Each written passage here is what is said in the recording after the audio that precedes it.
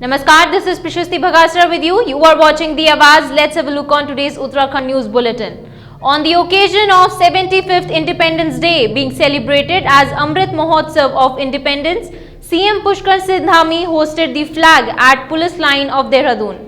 During this, he congratulated all the people of the state on Independence Day and also made some announcements such as students of class 10th and 12th of government schools of the state will get free mobile tablets, and the government will bring an effective law by forming a high-level committee for population control in the state.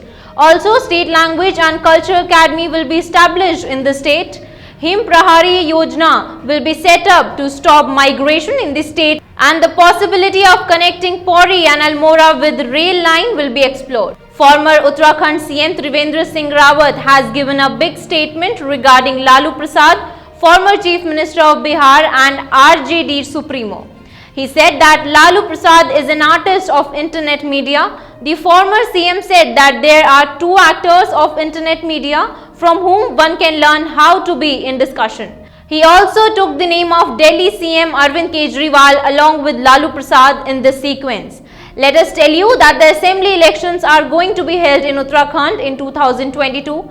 There has been an increase in the activism of the parties regarding this.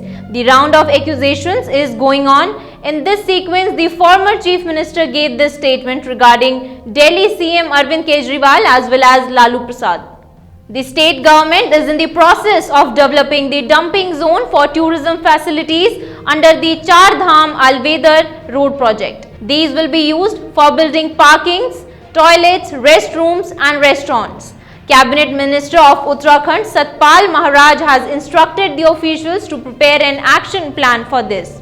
Giving information about the meeting, Satpal Maharaj said that under the project there are total 350 dumping zones with a radius of 889 kilometers. Out of this, there are 54 dumping zones which can be developed from the point of view of tourism.